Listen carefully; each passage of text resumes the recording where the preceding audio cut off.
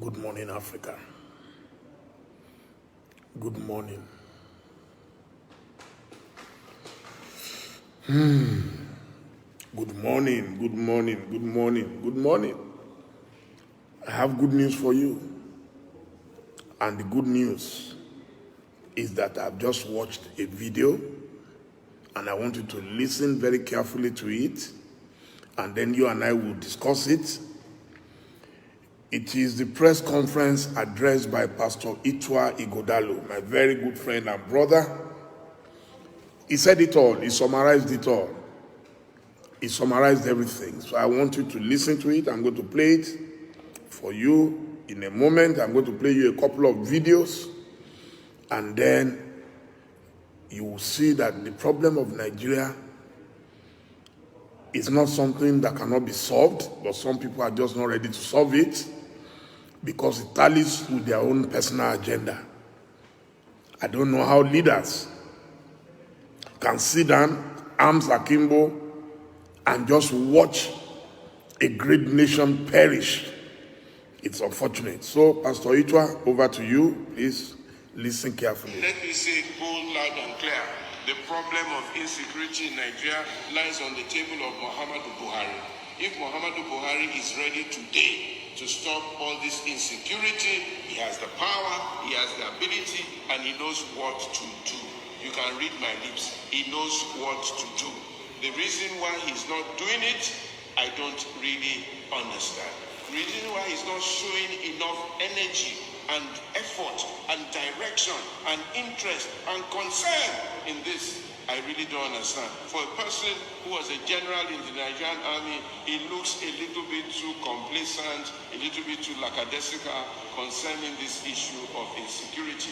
The insecurity problem starts first with a tone at the top. Aliyu Bada, I will reply you in a second. A bunch of security leaders who were disunited, quarreling amongst themselves. They couldn't agree on anything. They couldn't fight behind one common purpose. And a lot of them were just doing whatever they wanted. And the gentleman, Buhari, was looking at them. Everybody told him, these people are not united. These people are not working together. These people have different agendas. And he did nothing about it. And so that can't work. It can't continue. Now we have a new set of security leaders. Let us hope that these ones can come together and face this problem. You know, how can you capture 257 girls and we don't know where they are? It's not possible in this day and age with technology and everything. Do you know the amount of effort it takes to move 250 people across a certain place and nobody saw them and you can't find them and they disappear? And they say this girl near Sharibu, she's captured, she's having babies every year and you can't find her. What does that mean? What nonsense is that? And you are telling us that she had baby. Who made that announcement that she had baby? Where's the person? Why don't you bring him and say, where's the baby that she saw? And where's the girl? And we can't find her. And we cross our hands and we are looking. If Sharibu was my daughter, I would go to wherever she is and go and pick her out and look for her. But we're looking because, you see, we're not really serious about these things. People come into a village, they rape the village, 20 of them, they carry the women, they carry the children, and we cannot find them. Who does that in this day and age? It doesn't happen.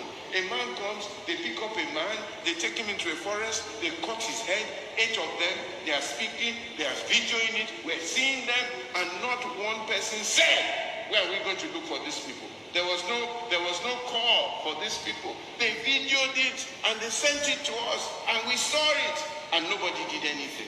I mean, how can that happen? How can that happen? And all these headsmen that are in the forest, all these kidnappers, the police know them. The police know where to find them. But nobody is engaging. Nobody is trying. It's a business. It's a business. People are making money from this thing. People are selling arms to these people. People are making money from security votes. People are making money from the pain and the death of innocent people. And that's why this problem is not being solved. And somehow we are looking away. Hello. Hope you enjoyed. Okay. Before I talk about Pastor Itwa's broadcast, I want to respond to one Aliyu on Instagram. Aliyu, Aliyu, how many times did I call your name? I am not a cheap monk. If you are cheap and you think every Nigerian is jobless and they have to live on government before they survive, I am not one of them. Okay? I am happy that I'm not a minister in Buhari's government. It would have been unfortunate. Yes, it is true. If you're a minister, of course, you can't talk. It's like working for a man. If you want to talk, then you resign. So don't come here and try to blackmail everybody. So anybody who complains about Buhari is because they didn't make him a minister. When for the life I live today, no minister lives it. Quote me on it. I have my freedom. I live wherever I want. I go wherever I want. I say whatever I want. I'm not a dullard like you. What's wrong with you? Are you proud of the Nigeria of today? Can you sleep in your village? Tell me where your village is and tell me the last time you slept there. Tell me the job you do and what you have ever contributed to Nigeria, apart from being a parasite. You come here, you think you can insult me? Aliyu, please get off my page. People are dying. You are coming here to talk about ministerial appointment. What has that got to do with anything? Because all of you go into government to go and steal. I'll be 61 in 2 weeks' time. I've never lived on government. I've never been in government. What more do I want in life? You think ministerial appointment is the problem of everybody? Those of you who cannot survive outside government, that's your business. That's none of my business. No, it's my business to talk to him. We need to let people know that the country belongs to all of us and we can talk. I criticize Jonathan. So why can't I criticize Buhari? Because he is God? We supported him with our sweat, with our hard-earned money, and if he's disgracing us, we have a right to react. We supported him. And I apologize again and again. I apologize publicly that I ever made such a mistake in my life. But we want our people in 2019 not to repeat the same mistake. People are dying. People are hungry. People are jobless. All you people do is, because somebody is from your area, you have the same ethnic background, so nobody should talk to him, nobody should touch him because he's egg. Buhari is the president of Nigeria, but Buhari is a public servant. He does not own Nigeria. He does not own Nigeria. Nigerians pay him. They pay his hospital bills. They pay everything. Anybody who does not want to be talked about should not go to government. You can't employ a man and then the man you employ will say, no, you can't talk to him. You can't query him. Whatever he does is final. I wonder what's wrong with Nigerians.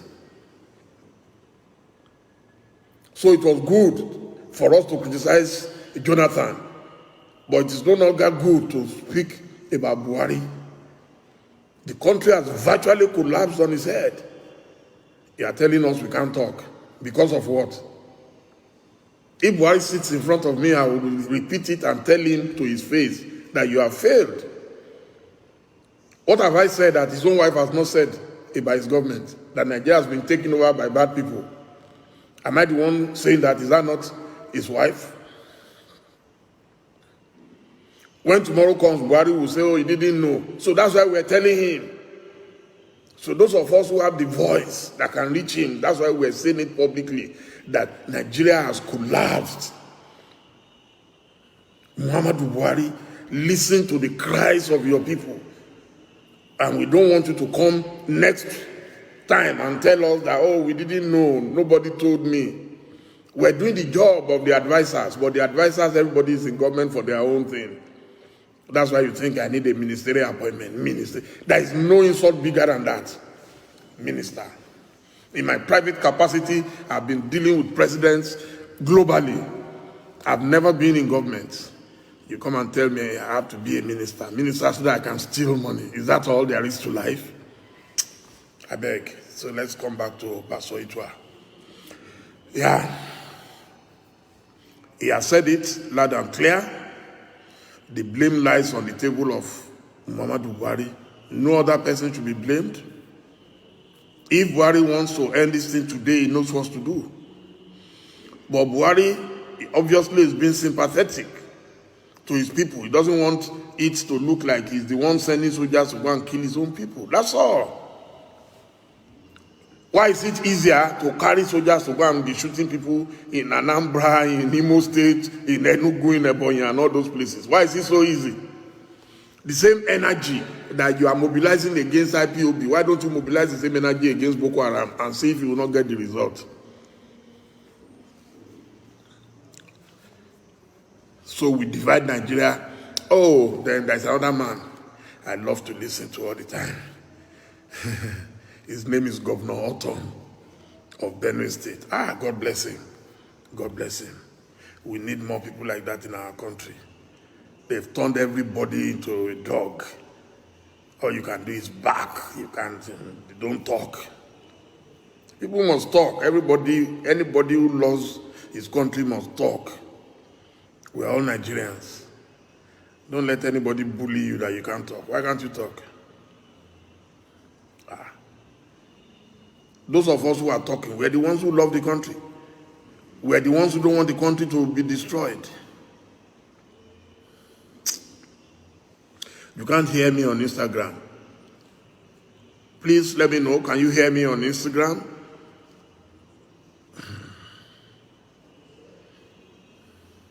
Oh yeah, you can hear me. Someone is heard about the Autumn. Yes, I want to play the video from Autumn. That guy should be a professor of Nigerian political history.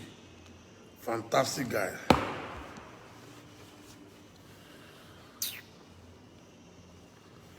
If you are proud of the way Nigeria is now, raise up your hand and pray that your life should be like that. That it is not about all this noise in this country.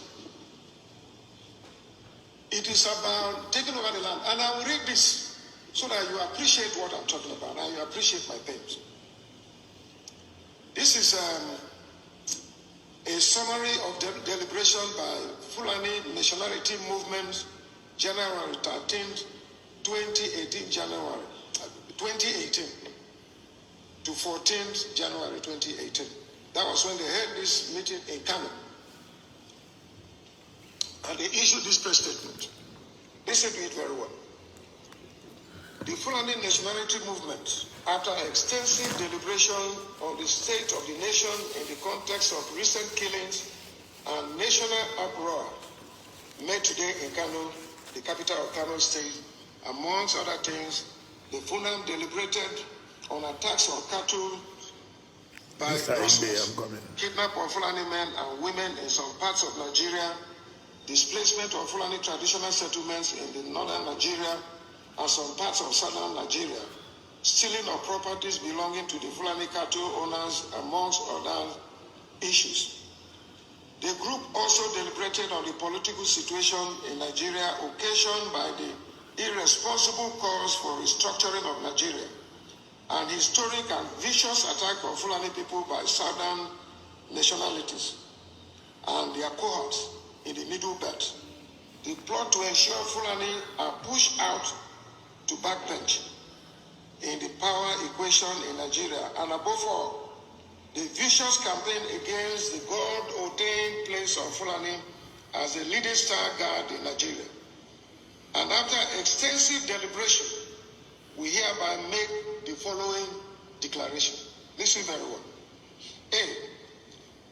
The killings in Benue State of the thief is well deserved. It was a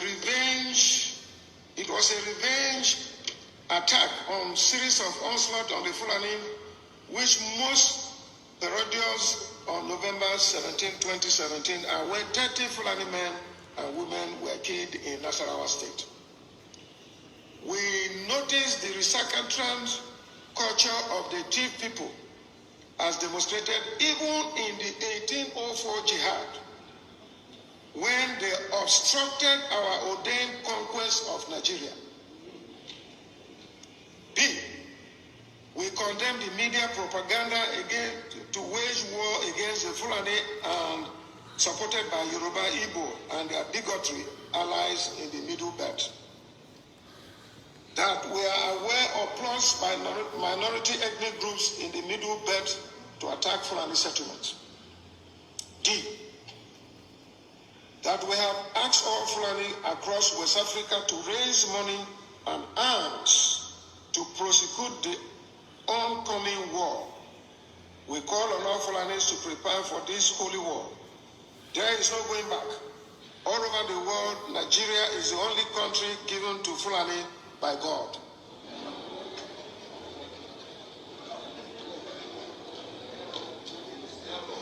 Here's something. This was a press conference held in Kano. And this is a copy. It is before the media, it's on social media. E, we oppose anti-grazing laws which obstruct the ability of Fulani to move freely and stay anywhere in Nigeria. The Fulani, if not for the British, would have actually conquered the entire Nigeria which God has ordained as our dominion. That the cattle colony is the only solution to the crisis. You remember when the federal government brought the issue of cattle colony and Ruga, which we resisted here in Benue State. Whether the federal government or state government accept it or not, we must ask all Fulani herdsmen all over West Africa to move to Nigeria to penetrate every corner for the upcoming jihad. You see the reason? We have asked them to be armed, since it seems it is the only language that Nigerians understand. The Nigerian government has failed to protect us. So you see the narrative. We want those who oppose Fulani cattle trade to be cautious of the consequences.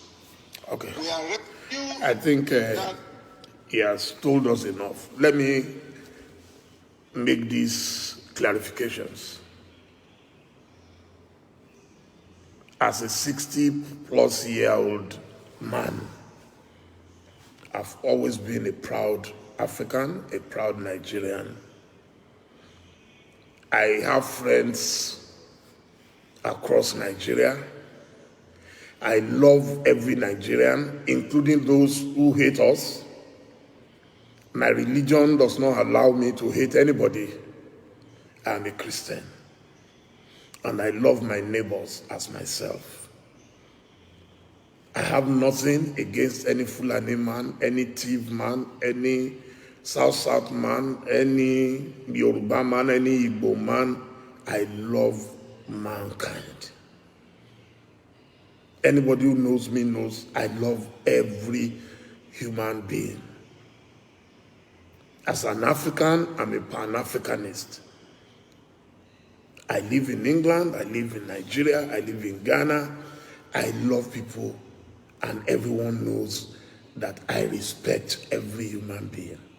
But it is unfortunate that some people who want to live a miserable life believe they should drag everybody along to live miserably. Can you listen to me? Some people have decided that their lives are miserable and they must make others miserable. It is wrong. It is wrong. I heard what the governor was saying just now, where some people said they have a right to grab land in any part of Nigeria. There is nobody who has any such right. So tomorrow, if I want to set up my poultry farm, I'll just go to Kano and say, here I come. I'm setting up a poultry farm, and I'll go and grab land anywhere. And then after I grab the land, then I say I have rights to grab anybody's wife, anybody's daughter, and rape mercilessly and kill them mercilessly. Abba. Nobody has ever stopped any Fulani man from any part of Nigeria. Where is this propaganda coming from? Nobody. We all know and we all read, the richest man in Nigeria today is Aliko Dangote. Has anybody ever stopped him from building the biggest refinery fertilizer plant in Lagos? No. Because the man is productive. He's employing Nigerians. I've known Alhaji Dangote now for about 30 years. He's always been a hard worker. I've seen his work across Africa. Nobody has stopped him. Nobody has stopped him from working. I've been to his plant in Ethiopia. I've been to his plant in Zambia. I've been to his plant in Tanzania. One of the richest Nigerians is also from Kano, like Dangote. Alhaji Abdulsamad Rabiu. He's been my friend for over 20 years. He lives in Lagos. The Bua Group, they are into sugar, they are into cement, they are doing their own refinery, they're doing everything. Nobody has ever stopped them from doing their work because they are productive. But no productive man can just stroll across the border of Nigeria and say Nigeria must accept him because you are a Fulani man. Can a Yoruba man stroll into Mali and say, because I'm a Yoruba man, I want to come and live in Mali, or I want to come and live in Senegal? Even ECOWAS does not allow us to do such. So why are some people looking for trouble and saying they must force themselves on others? Nobody can force themselves on others. If you want to do business, go and buy your land, seek all the government permits, and when they give you C of O, then the land belongs to you. You can't grab anybody's land and say because you're a Fulani man, your cow is more superior to other people. You know, this is what we are saying. But anytime you talk, you say it's because you hate a Fulani man, you don't like us, you hate Buhari. What is there to hate in Buhari? What's my business with Buhari to hate him? When I was spending my own money and spending my time, my energy and resources and everything to support him, I didn't hate him. Till today, despite my vehement disagreement with his policies, it's nothing personal. I still write, I report Buhari every day. I have nothing personal against Buhari. Despite the uselessness of his government, I don't hate him as a person. I pity him. Because there are not many people in this life that God will give a second chance. God has given Buhari a second and third chance now, and he has bungled it. I have no doubt in my mind that the remaining 2 years, there is nothing he is likely to do again. Unless a miracle happens. A miracle would have to happen. And Buhari, there will be a complete transfiguration of the man, and that is impossible. His mindset is so rigid that he cannot change who he is. How many Nigerians need to die before Buhari will talk or reach out to their families? How many kids will have to be kidnapped before Buhari will talk and reach out to their families? When will Buhari begin to show empathy? When he needed the votes of Nigeria, he found the energy and everything. He went everywhere. He went everywhere. I was shocked. Buhari went, even when people said he was collapsing and falling at campaign rallies, he kept campaigning. He never stopped campaigning. So why can't he campaign for the rejuvenation of Nigeria? Why can't he go all over Nigeria and reassure Nigerians that I'm with you in your hours of pain. I'm with you in your hours of triumph. Why can't he do so? Why is he happy? People coming to visit him every day. Buhari receives. We didn't vote for an emperor. We voted for a leader that we believe will lead Nigeria in peacetime and in wartime. He went everywhere to campaign. I remember he would do like this everywhere. So where is that power? This is supposed to be a sign of power, of strength. Where is that power?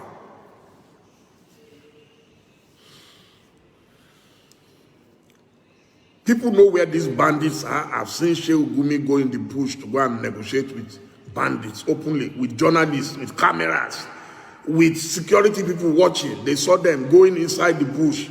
Nobody followed them to go and arrest anybody. And these people are carrying weapons that even some of our soldiers don't have. Nobody ever touched them. But just let anything happen in southeast Nigeria, the whole place, they will rain bullets on them. Are they not Nigerians?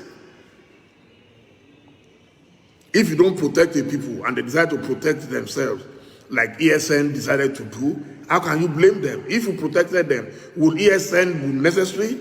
Would anybody waste money to go and arm some people to protect them? But if you have failed, you cannot tell people not to go into self-defense.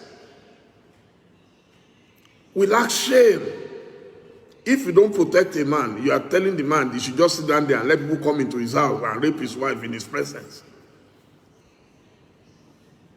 What manner of government does that? No, yes, I agree with you, Prince Mike. I agree with you that Buhari is not likely to change. I don't see him changing unless a miracle happens, unless the foreign powers, because it seems our leaders, the only people they listen to, the day the foreign powers decide that they are interested in Nigeria, you will see that a lot of things will begin to happen. Once the interest, the business interests of the foreign powers gets seriously threatened in Nigeria, you will see them react. Then they will call their man Buhari, and you will see Buhari will answer them. We're the ones our leaders don't respect. They don't respect us. They have no respect for us at home. But when it comes to foreigners, yes.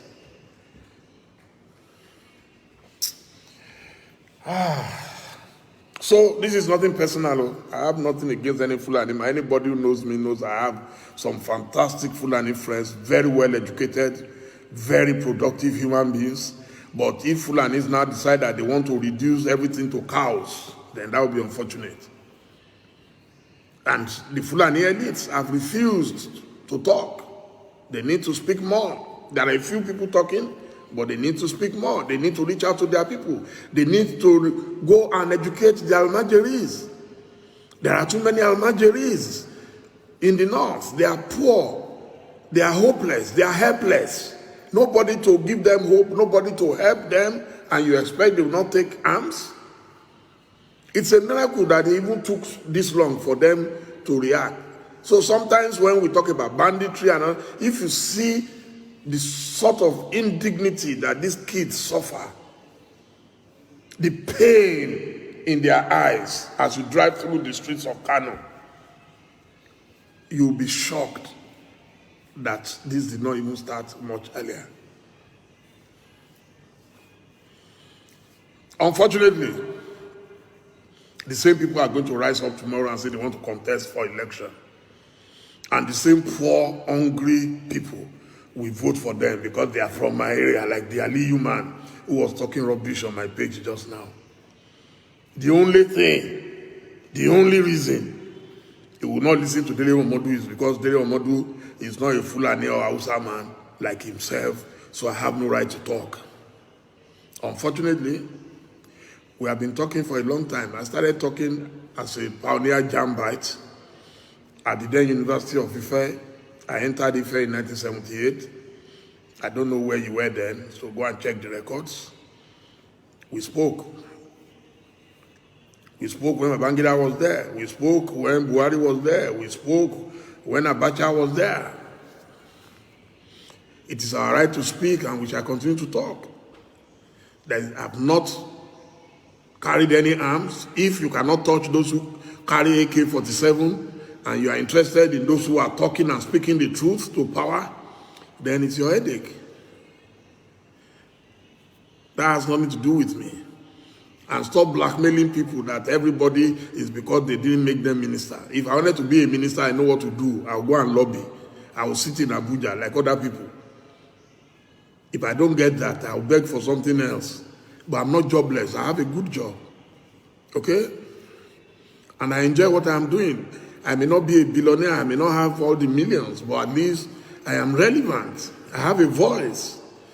And I'm proudly using my voice. We have many voices in Nigeria who have gone quiet. That is their business.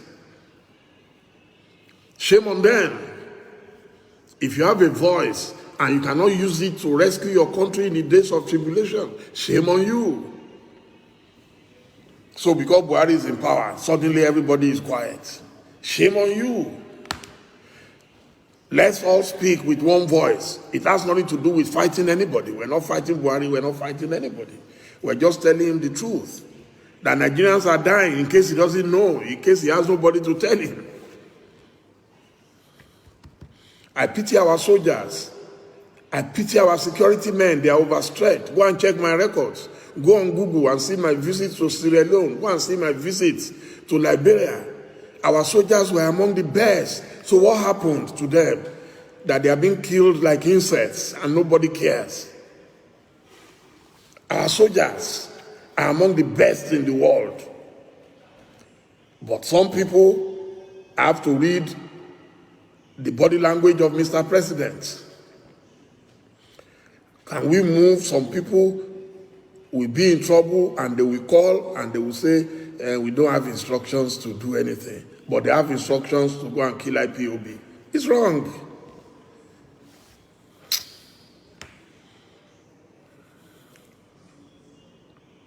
The job of a president is to govern everybody equally. Every soul in Nigeria is important. Whether you are Igbo, you are Yoruba, you are Hausa, you are Fulani, every Nigerian is important. And let me assure you, history has taught me that no country can live perpetually in stupidity. History has taught me that no leader can live forever, whether you like it or not. In 1998, I woke up in London. I was in exile. I woke up and people started calling me. They said, Abacha died. I said, it's not possible. How can Abacha die? Then Chief Olusegun Oshoba called me and said, Dele, have you heard? I said, Chief, don't join them in this rumor, sir. Abacha cannot die. Abacha was gone. He was gone. The day before, his word was law. Nobody could challenge him. And that's why I always tell my friends who are in power, don't behave as if there is no tomorrow. Don't behave as if there is no tomorrow. Why don't you do what is right today for the sake of your children? Abacha is gone, but the children are here. Very fine children he left behind. I know a few of them, one-on-one. Gumsu, Zainab, Rekia, Mohammed. You know, these are very fine people. So if people remember that my children are going to be left behind, won't you try and do the right things? How can any leader not talk to people? Thousands of people have died. And all we see is my friend Shehu Gaba Shehu will come out and address the people. We didn't vote for him. We voted for a president.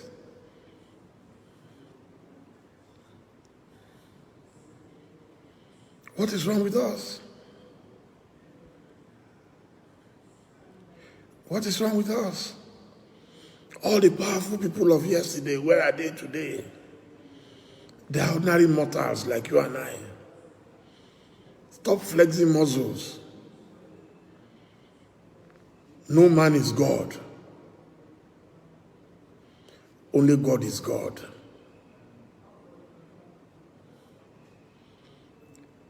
Nigeria is doomed.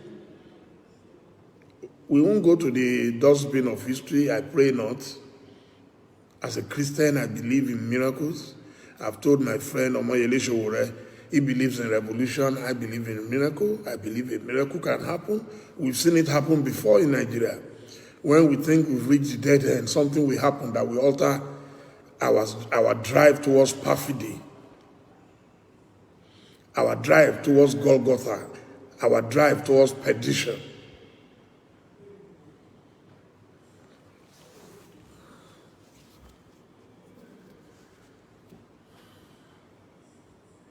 Nigeria is among the best in the world, whether you like it or not. I'm not going to argue with you, Kaka. That's my opinion. I've traveled to over 60 countries and territories in the world on 5 continents. There is nowhere I've been that Nigerians are not doing great except in Nigeria, where nothing is done on merit. It's about who you know, not what you know. Nigerians are great everywhere. I've been at universities in Harvard, in Oxford, in Chicago, everywhere. I've met Nigerians doing great things. Some of the greatest scholars on earth are Nigerians. One of the people who designed the Pfizer vaccine, okay, is a Nigerian, is an Igbo man. Okay? I've met Professor Philip Emegwali one-on-one personally. I hosted him in my house in London. We both got awards alongside our brother, Mr. Cosmos Maduka of Costaris. 3 of us were given, the Eagle Award in London, same day, nearly 20 years ago. So I know what I'm talking about. Nigerians are great. Remove our leaders. So our leaders cannot define us. We should define our leadership. This is my church today. Church is where you can reach out to fellow human beings. Okay? This is my church today, and I'm preaching to you from my church in my house. I don't care whether Buhari has a hidden agenda or not, it will not work, not in Nigeria. It won't work. You should go and learn from other leaders who tried it. It will never work, it will never fly. All the army, if you like, they can convert all the army in Nigeria to one army that they can control. It will never work. That one, I'm telling you that it won't work. Nigerians are too sophisticated. We may look stupid and squeamish and timid. Trust me, Nigerians are brilliant.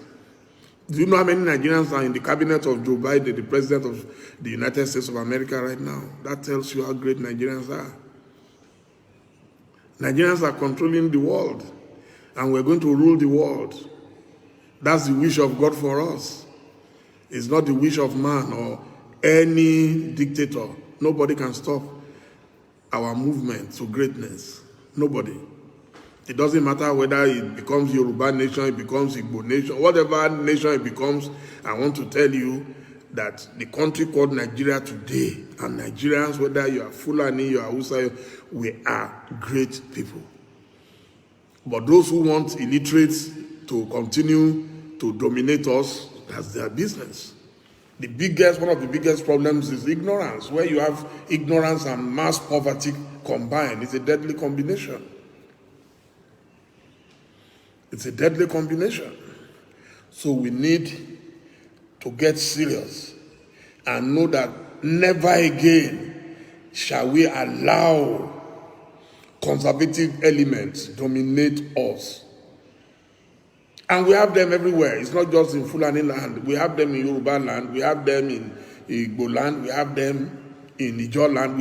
There are oppressors everywhere. It is for us now and henceforth to make up our minds that never again are we going to allow such nonsense.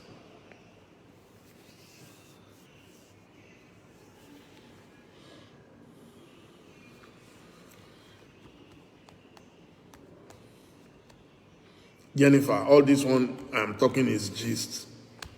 Well, you are free to talk whatever you like.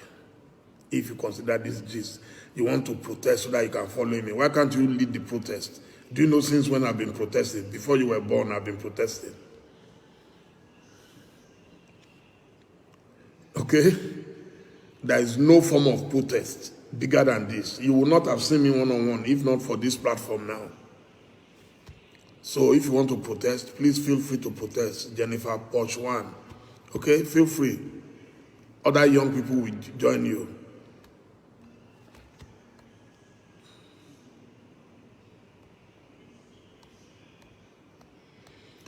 Thank you, Mr. Ikechukwu. Thank you so much.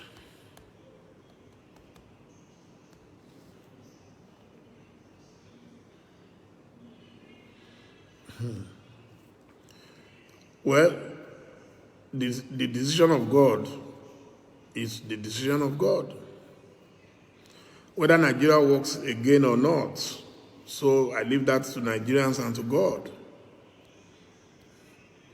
Olayinka Agbola, our mumu, I don't think we're mumu.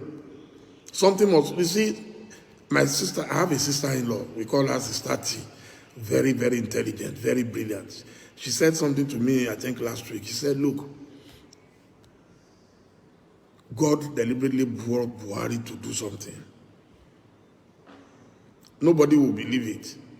Without Buhari, Nigerians will not be as aware as they are today. We'll still be managing and thinking, no, it's not true. You know, there are people, if you talk to them, oh, no, it's not true. Oh, there is no agenda. There is no agenda. We've been talking about this agenda since the time of MK Abiola. A man won presidential election, fair and square, and they aborted it. And people say, no, it has nothing to do with agenda. It's a military. Who are the people controlling the military? It's been there. We saw it, but we ignored it. We were too laid back. And the same Nigerians, the biggest sufferers, they are the ones who will give the biggest excuses. No, it's not true. No, you people say, your conspiracy theory is too much. Buhari did not hide his own agenda. When you complain today that everybody is in his government is full and tomorrow you will make appointment again and further provoke the country. When you complain, it's like the more you complain, the more he gets angry. Tomorrow he will still repeat the same thing. I have never seen such a thing in my life. You have two major agencies in transport, the MPA and the MASA. You keep your people in MPA, you remove the South man, the Akuku Peter side, you remove him from the MASA and you replace him with one of your people. I'm not saying the person you replaced is not qualified. I'm not saying the person is not brilliant. But what I'm saying is that in the name of fairness and equity, so wouldn't you think that you will at least share it 1-1? Okay? Share it. Keep our sister Adiza and leave our brother. So that at least people will feel a sense of belonging. No. They will say it doesn't matter. You don't care. It is good. So when people react, they don't complain because people are definitely going to react.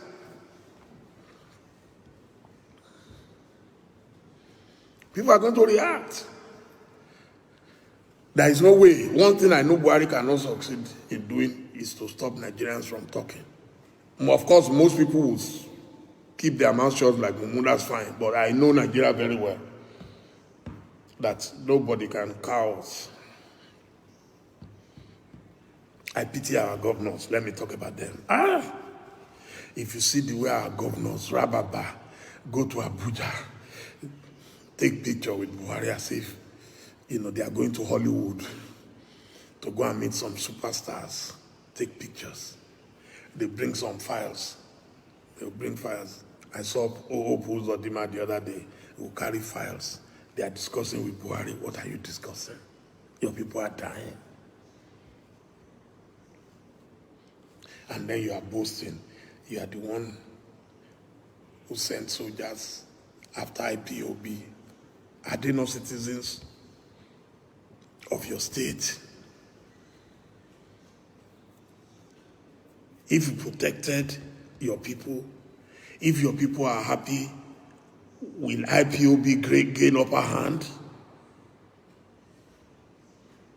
IPOB is relevant because majority of the people are angry. They are unhappy. They can see lack of performance. They can see lack of progress. Anybody who knows the Igbo people will know they are amongst the most brilliant. I always call them the Japanese, the Chinese, the Indians, the Koreans lumped into one. That is the Igbo nation for you. Any serious president would have turned Igbo land into Silicon Valley. But because you have this mortal fear of the Igbo man, you have this hatred for the Igbo man, as if they are not nice. And they say they want to go, you say they can't go. If a wife is tired of the husband, or the husband is tired of the wife, then go your separate ways. But you can't say you don't like me and say you must, by force, you still want me to stay with you. You must choose one. You must choose one. The Igbo man cannot aspire to be president, but he can aspire to be your houseboy. No. And they say, no, we are tired. We can no longer do this. And then you say they can't go. Let them go. And then if you want a country of your own where nobody can challenge you, then form a Fulani nation. Nobody will stop it. You have the power, you have the military, you have everything already. You control the central bank, you can pack everything and take. Nobody will go against it. We are not going, if the Fulani say they are going to there, I'm sure most Nigerians will support it. Nobody is going to stop you. So why are the Fulanis then saying others cannot go? So the solution is, if you don't want people to leave Nigeria, then treat them like Nigerians. Treat them like Nigerians. Treat them with love. Cuddle them with affection. You want your child, your baby not to cry. You must hug the baby. You must dance with the baby. You must give your baby lollipop. It's easy. It should be easy for anybody to live together in peace or to disintegrate in pieces. It should be very easy. There are two options. There is nothing to speak against Ruga. Ruga, it can't work. You can't grab land everywhere and say because you must feed cows. Yes, the day you can allow me to build my own empire anywhere of my choice in West Africa, I can just stroll across and go across the border to Chad, to Niger, and go and grab land there. Oh, then that will be fine. Under what law would I allow somebody to come into my farmland? I've planted my corn, I've planted my yam, I've planted everything, and then somebody comes, and then you with your cows. I was in Akure last weekend, I couldn't believe it. I said, so after all the noise that Governor Akeredolu made against this thing, they ignored him. I saw cows on the streets of Akure. I saw cows in a local government place somewhere there. I was sure if I asked one of our staff, Innovation Television, to take the picture. Cows inside Akure. Tell me if you are, and a lot of them go to London or Dubai, and so you can't tell me that Islam allows it, because Islam does not promote nonsense. I know my Islam well. My grandparents were Muslims while my parents were Christians. So I belong to both religions. Imagine going to Dubai and as you come out of the airport, you see cows on the streets. Is it possible? Or you go to Saudi Arabia for Umrah or for anything. You go to Saudi Arabia and then you see cows on the streets. So where did we get our own backwardness from? Cows everywhere. And you say they must condone it. If you want to do it, there's no problem. Create a cow colony in Fulani land. Nobody will fight you. You want Sharia law? No problem. You want to cut off hands of anybody who sins? Why not? It's your own hand. Cut it. But you can't say a Christian should live under your law. It's not possible. Because Christians are not going to force you to live under theirs.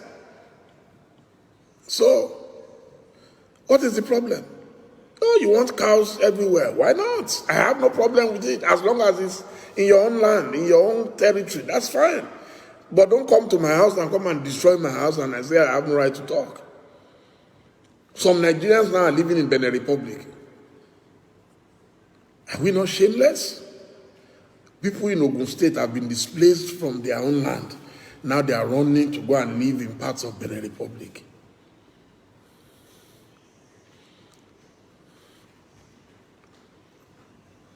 If we talk, they say, no, it's their right. We must allow cows to feed. If you can feed cows on the streets of Saudi Arabia, go and feed cows on the streets of Dubai, where you all love to go. Go and feed cows anywhere. Even in Senegal, I have not seen cows on the street. And I've been there many times, so maybe they will be in some villages, but I've never seen them. I've met the president of Senegal. I have good friends in Senegal. I've never seen cows near their airport. It has never happened. I live in Ghana. I've never seen cows on the streets of Ghana. It's not possible. You drive on the streets of Accra and you suddenly see cows on the street. It's not possible. Where did you get this culture from? And why is Buhari condoning it? Would Buhari go carry his own cows to go on the streets?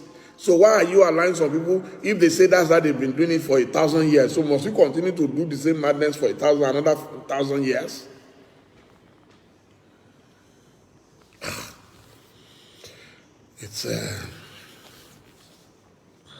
It's very unfortunate.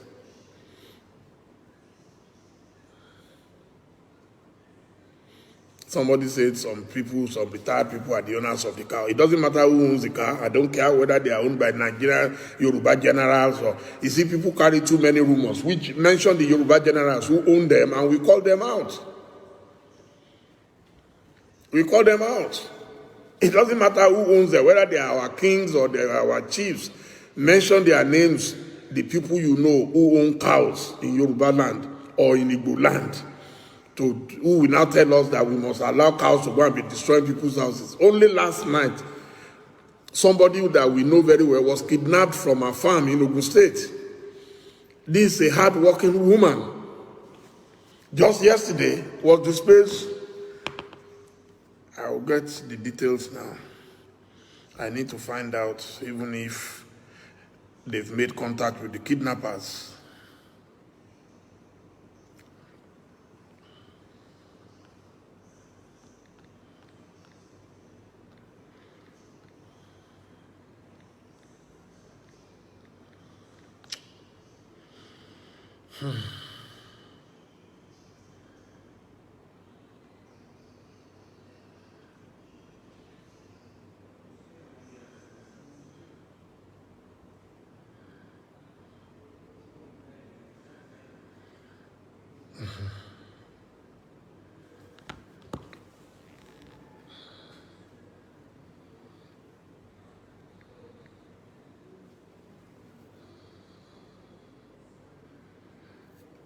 Yeah. Madam Roslyn Afago Edusi, 55 years old, was kidnapped around 6 p.m. this evening from her farm by 8 armed Fulani herdsmen. She, with a male business partner, Mr. Chinedu, were weeks away. Yeah. And this was in Crispin Farms and Agro Limited of Adawode Road, Owode, Ogun State. Please tell me, what kind of country is that?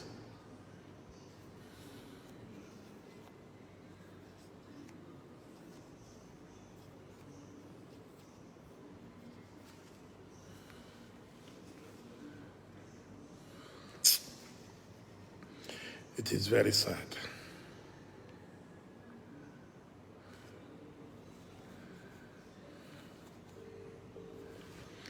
Very, very sad. Hello, how are you? Any luck at all? Yes.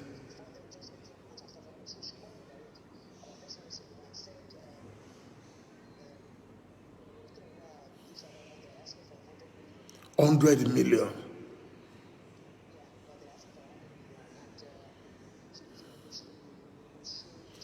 Okay.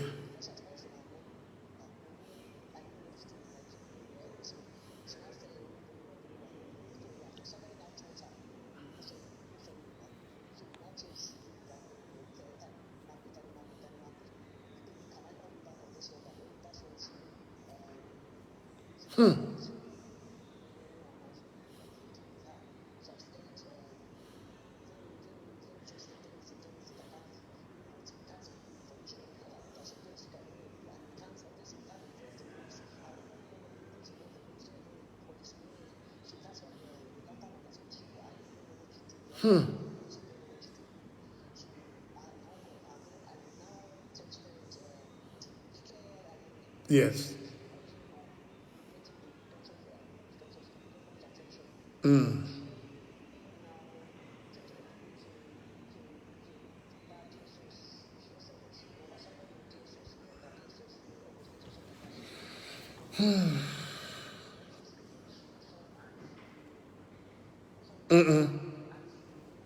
I understand.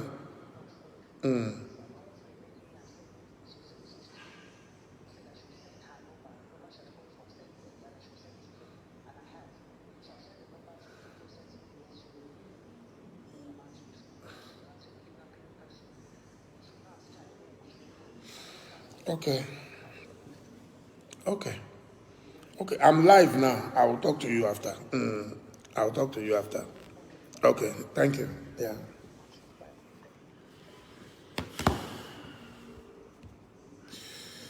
So unfortunate.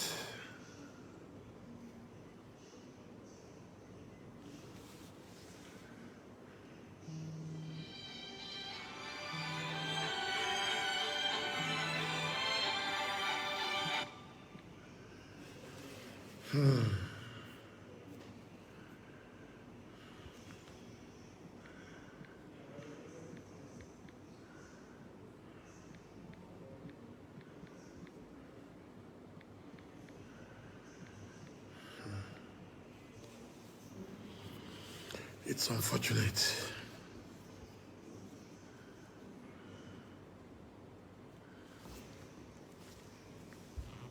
It's unfortunate. It's unfortunate.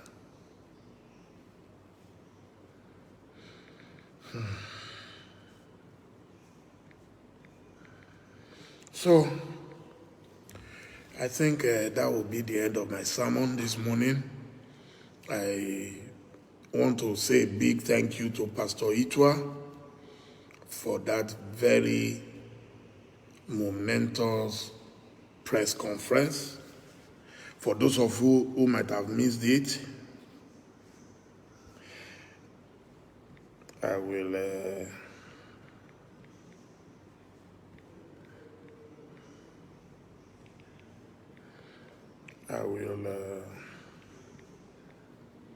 I will play the tape again so that you can properly digest the message. And properly digest the message.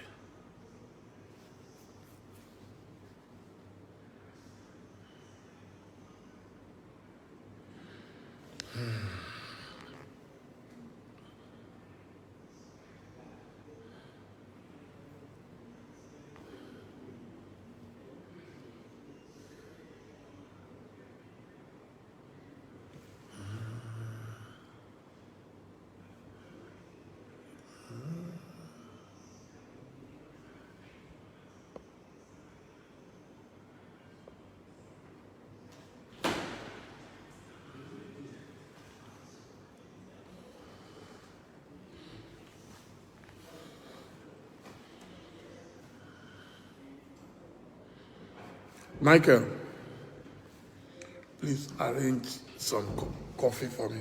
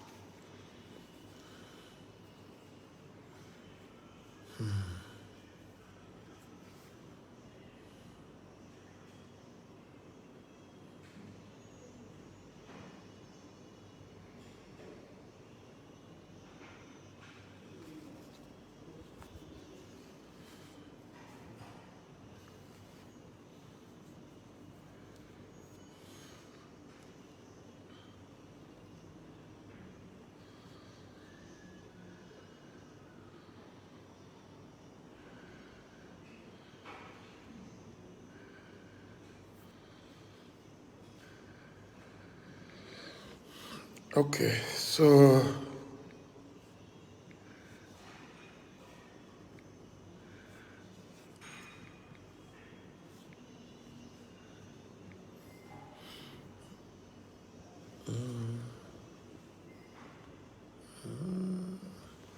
okay, let's listen now to Pastor Itua, please.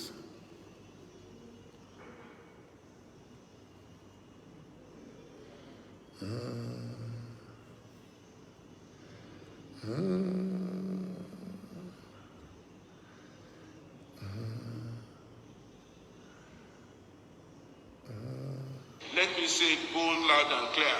The problem of insecurity in Nigeria lies on the table of Muhammadu Buhari. If Muhammadu Buhari is ready today to stop all this insecurity, he has the power, he has the ability, and he knows what to do. You can read my lips. He knows what to do. The reason why he's not doing it, I don't really understand. The reason why he's not showing enough energy and effort and direction and interest and concern in this, I really don't understand. For a person who was a general in the Nigerian army, he looks a little bit too complacent, a little bit too lackadaisical concerning this issue of insecurity.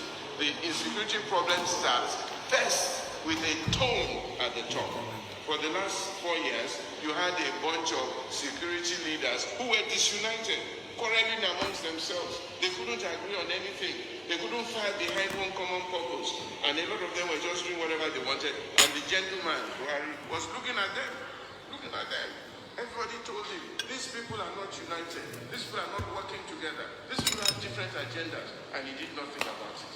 And so that can't work. It can't continue.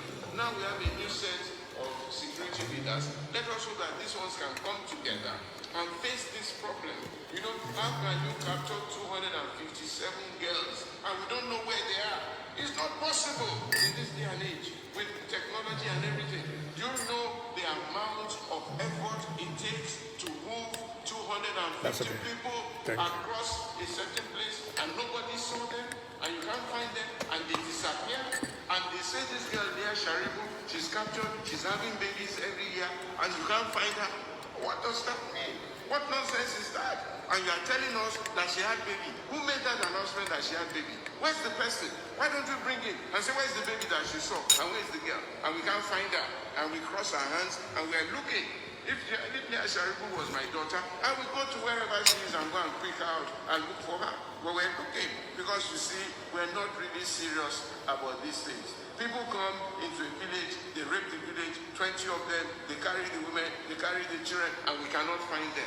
Who does that in this day and age? It doesn't happen. A man comes, they pick up a man, they take him into a forest, they cut his head, 8 of them, they are speaking, they are videoing it, we're seeing them, and not one person said, where are we going to look for these people? There was no call for these people. They videoed it and they sent it to us and we saw it and nobody did anything. I mean, how can that happen? How can that happen? And all these herdsmen that are in the forest, all these kidnappers, the police know them. The police know where to find them. But nobody is engaging. Nobody is trying. It's a business. It's a business. People are making money from this thing. People are selling arms to these people. People are... Let me say something on what the pastor said just now.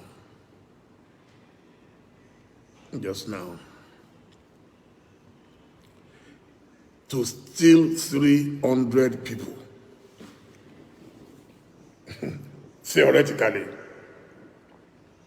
we need minimum 6 big luxurious buses, 50-seater capacity buses, 6 of them. If there are 25 seaters, it means you're going to need maybe about, what am I saying? 12. Every 100 you need 4 buses. So 4 times 3, so you will need 12 buses. And then the kidnappers themselves must also have extra vehicles with their weapons. So you are going to need a convoy of about 10 people. Are you telling me that you will have 12 to 15 buses in a bush and the satellite will not be able to pick them out. It's true. We're not ready. We're not ready. So let's forget it. You were disappointed in me for supporting an illiterate. That's fine. I've apologized repeatedly, but there's nothing more I can do. I was scammed once, but I wasn't scammed twice, so that's fine.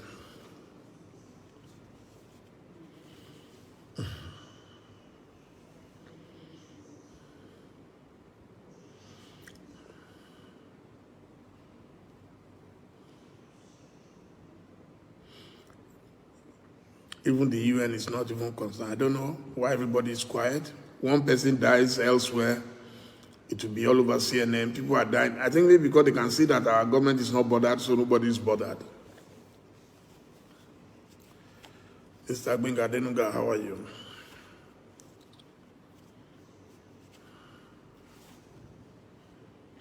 It's unfortunate. Nobody is bigger than Nigeria, not Buhari, not anybody. But if your leaders treat him like he's their God, so I won't blame him if he acts like their God. I've met the man. He's a simple man. Met him a couple of times. So I'm always wondering why they're all shaking like jelly.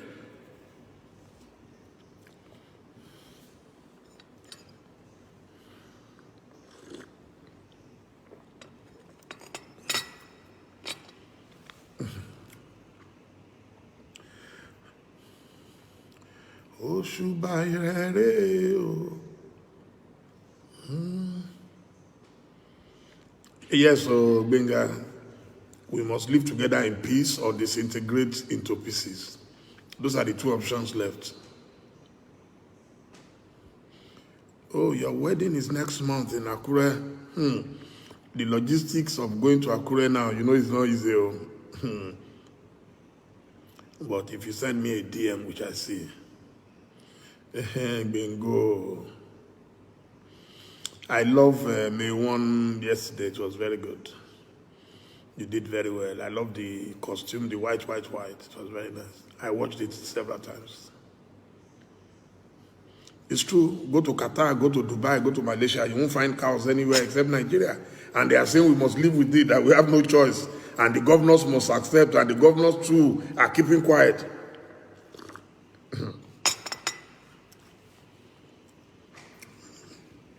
Those who think Nigeria will continue to live in backwardness, they are dreamers. Dreamers. Yeah, it's all about leadership. If tomorrow Buhari says no cow should be seen on the street, there will not be a single cow on the street. I know that for a fact. Have you not noticed that most times when Buhari travels abroad, there is calm at home? God, they know there will be nobody to protect the nonsense they do, so everybody keeps calm. And Oshibajo is able to do his job very well. Very meticulous man, very technical, No human being is perfect, but you can see that he doesn't get himself distracted. He doesn't get himself into all those politics of cows, So, but I don't know.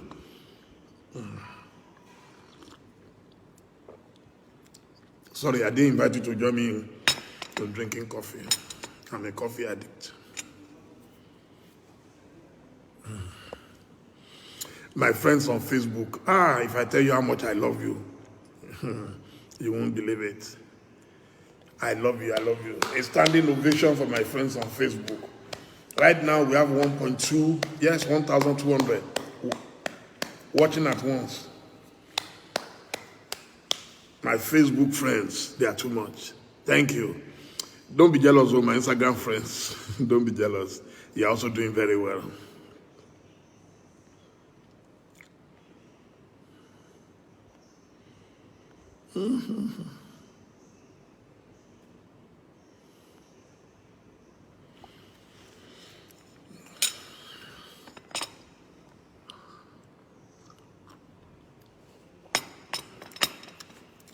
Okafor.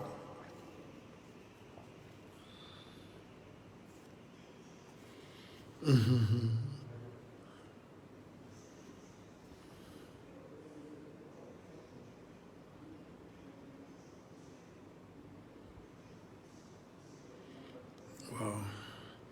I'm reading the comments. My friends on Facebook are so consistent. They are so patient.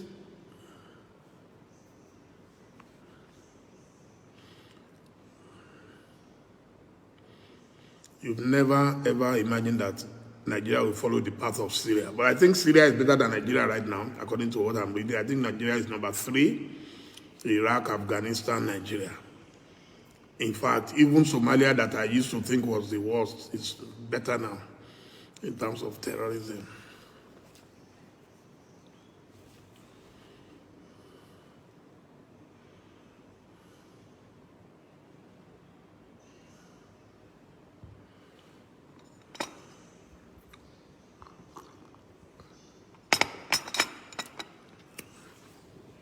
Mr. Kanayo Bayi, how are you?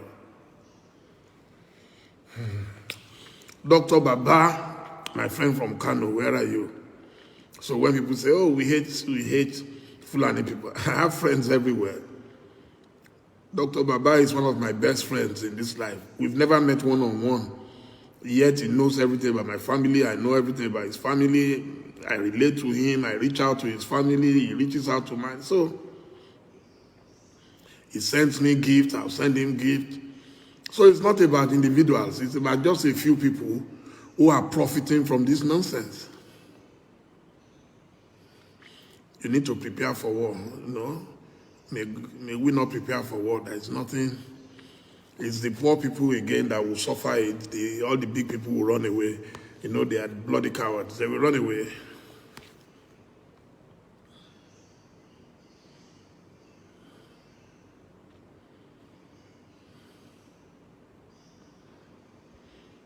We have a God who never fails. We have a God who never fails. We have a God who never fails. Who never fails. Jesus never fails forevermore. Amen. I don't drink decaf coffee. I drink coffee. If you want to drink, drink. What is decaf again?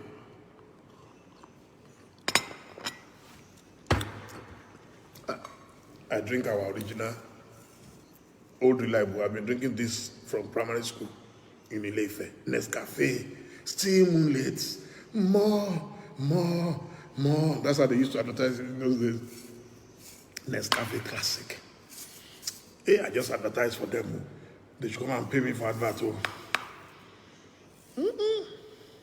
These people don't chop our money where we're Nestle, Cote d'Ivoire, imagine. So this is from Ivory Coast, Cote d'Ivoire.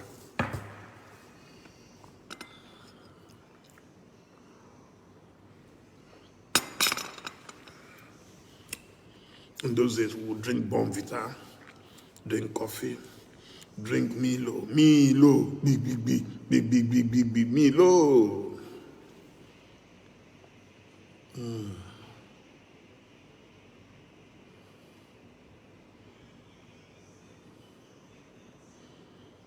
Oh yeah, Oshibajo is level-headed,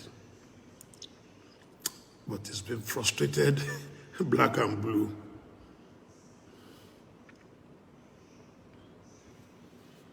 You live in Leeds.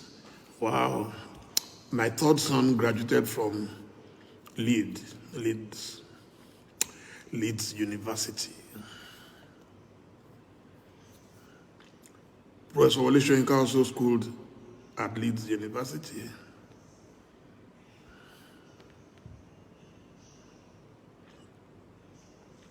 Dr. Baba Sani Seidu Baba, how are you? Dr. Sani Seidu, very brilliant man. You people should go and fight against cows before people think that every Fulani man is all about cows. You are not all about cows. There are good Fulani people like yourself. Hardworking, brilliant, doing PhD in China, doing everything. And then all we hear is cow. How can cow be more important than human beings?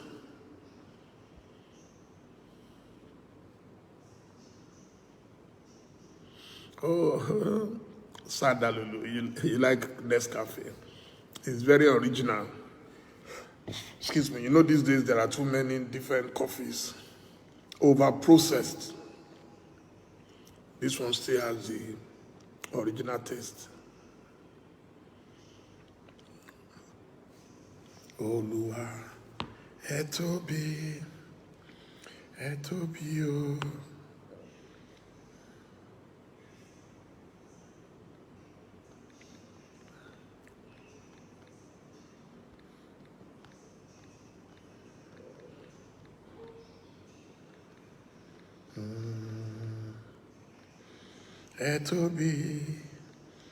Ẹ tóbi o. Ẹ tóbi.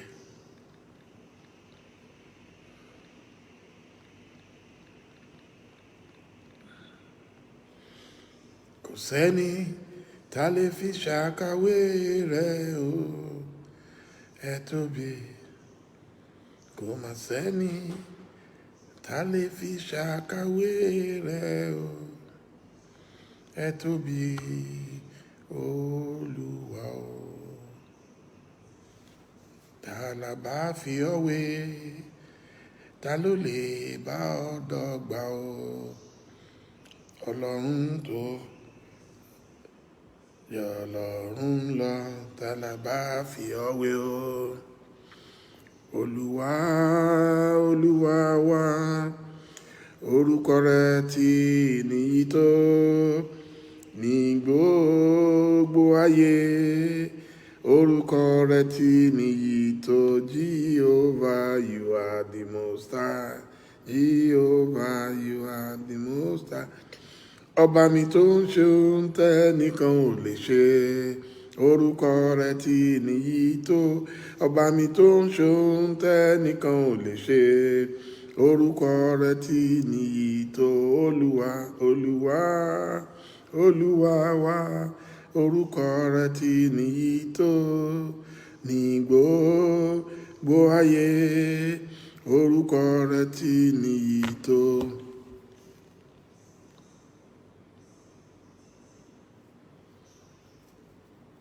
Okay, I've just seen an article by one of my favorite writers of all time out of Nigeria, Uncle Sonala Olumese. He lives in New York.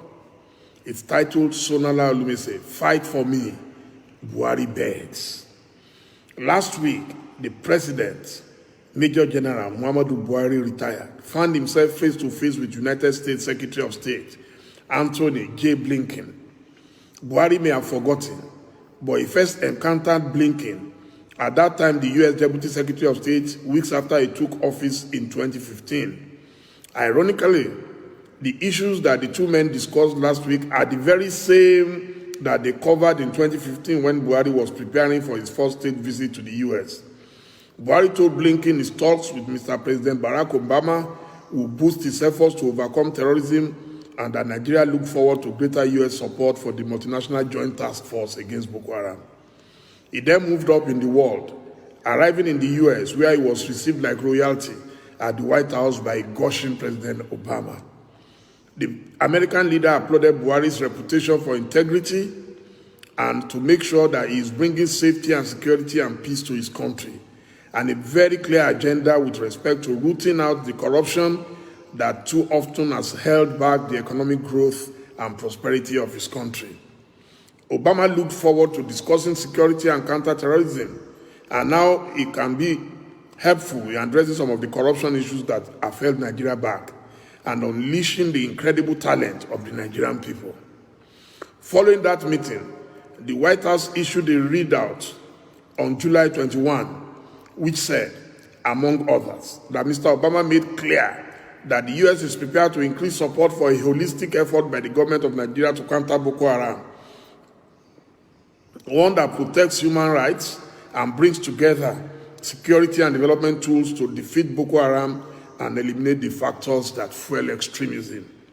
Buhari also met with other top officials, notably the then Vice President Joe Biden, and they spoke about Vice President Biden and President Buhari spoke about the ways in which the US and Nigeria can partner to overcome the challenges and seize the opportunities.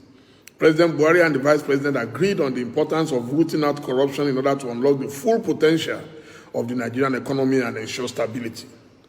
This is the context in which Buhari's meeting with Blinken last week must be evaluated for the embarrassment and shame that it was.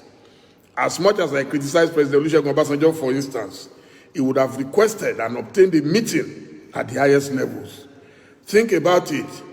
Buhari, a man who was celebrated in the White House in 2015, could not get a meeting even with Vice President Kamala Harris, let alone Mr. Biden.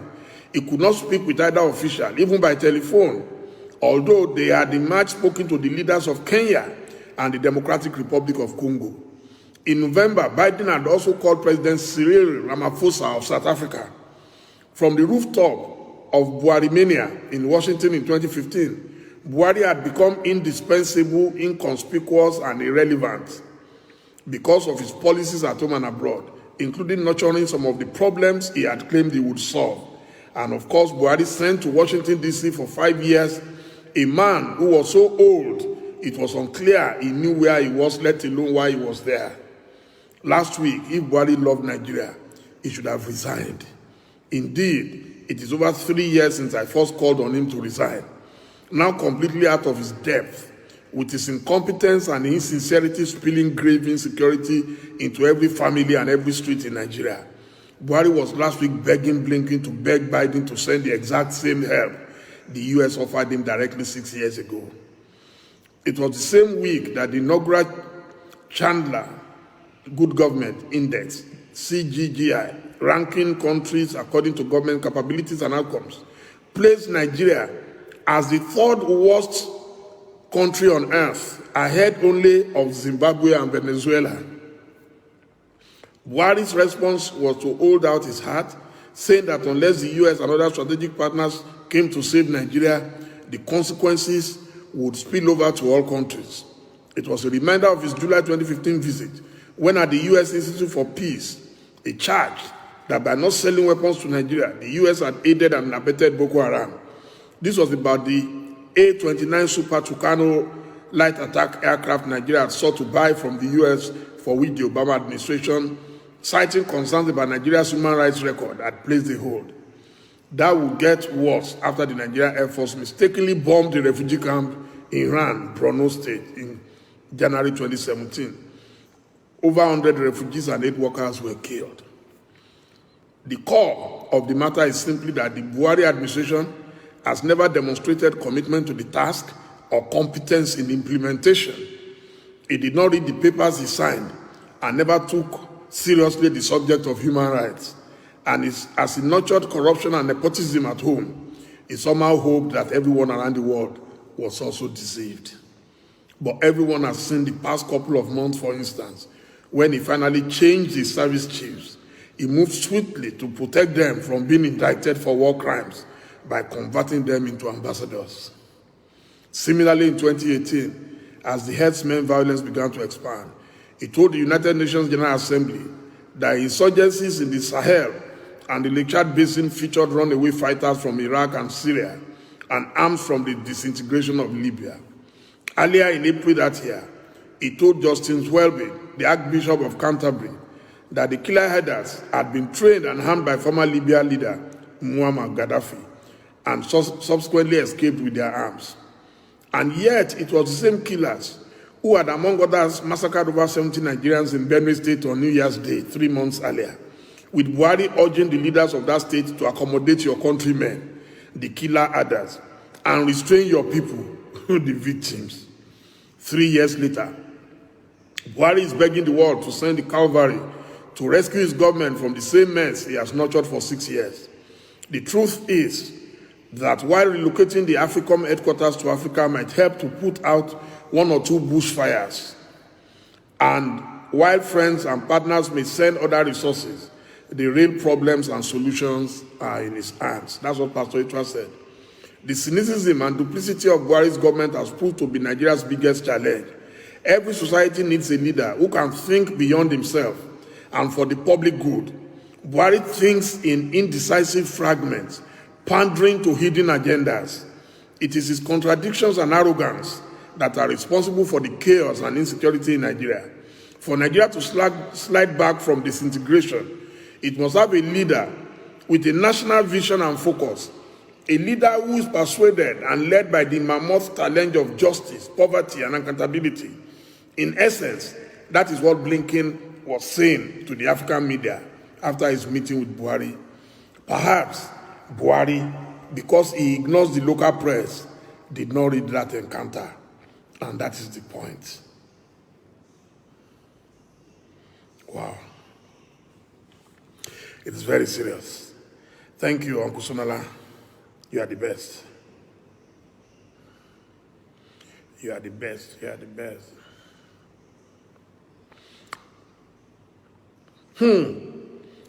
Someone has just sent me what is titled the 419 quotes that tricked Nigerians in 2015. A serious government will fix power problems in 6 months. Babatunde Raji Fashola, November 12, 2014. Stone us, APC, if we do not perform after 2 years. Chief Tony Momo of blessed memory, April 3rd, 2016, The Guardian. The only way to have stable electricity is to vote out PDP. We seriously frown at President Goodluck Jonathan over the unceremonious removal of the group managing director of NNPC, Mr. Andrew Yakubu. It's time to restructure Nigeria. The present situation of things where all component units get monthly allocation from the federal government only makes the state lazy and unproductive. That's Nasiru El-Rufai in 2010. Jonathan should resign if he has no solution to the violence being unleashed on some parts of the country. Nasiru El-Rufai, 2012. The only solution to the present political uncertainty in the country is for the National Assembly to set machineries in motion for the impeachment of ailing President Umaru Musa Yar'Adua. That's Muhammad Buhari, March 10, 2010. Waste, let me give an instance. Presently, there are more than 6 aircraft in the presidential fleet. What do you call that? Billions of naira is budgeted every year for the maintenance of these aircraft, not to talk of operational costs and other expenses. Muhammadu Buhari, February 2015, they have not sold any of the aircraft, so they bought more. We intend to, for instance, to bring back our national carrier, the Nigerian Airways, which I do this by bringing all the aircraft in the presidential fleet into the Nigerian Airways, and within a year increase the fleet to about 20. 6 years down the line, nothing has happened. Why do I need to embark on a foreign trip as a president with a huge crowd with public funds? Why do I need to go for a foreign medical trip if we cannot make our hospital functional? Muhammadu Buhari, February 2015, Nigerians in the UK. Give Nigerians a daily update on the health of President Umaru Yar'Adua to stem the growing rumors surrounding his state of health. Dele Muhamod, December 12, 2009, The Nation. Amechi is not only clean, but a tool to free Nigeria from the corruption imposed on us by those who hate our nation. October 24, 2009. The recent proscription of Boko Haram and Mansaru violates the Constitution. Dele Muhamod, 2013. So things are happening. Things are happening. Things are happening.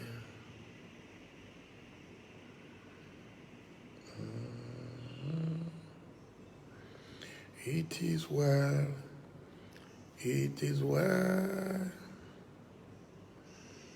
It is well. It is well.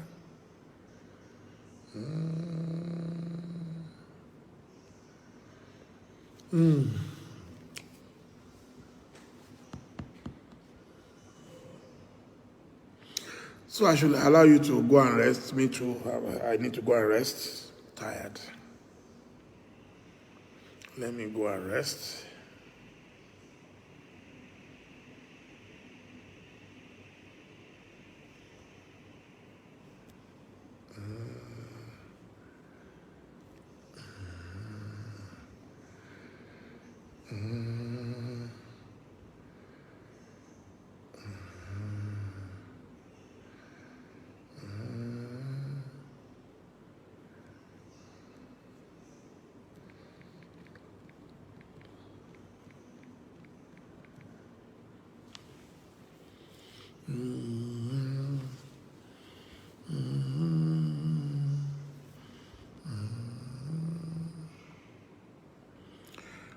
So it's time for us to go. It's time for us to go. Let me go. What's time now?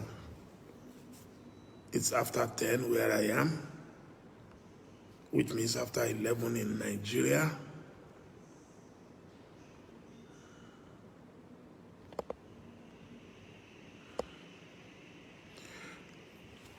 I thank you all for joining me at short notice. It's been most wonderful having this chat with you. I love you, I love you, I love you. And I know that when tomorrow comes, you will remember all our efforts and what we are doing. We're not doing it for anything. Nigeria has been good to us. We went to good schools. We had solid education. And no matter how little, we had our jobs. Today, that is no longer possible. To go to a good school is difficult. To get jobs, difficult. To sleep with your two eyes closed, very, very impossible. But we know that tough times don't last. But tough people must last. On this note, I say, have a beautiful Sunday and see you later. Bye-bye.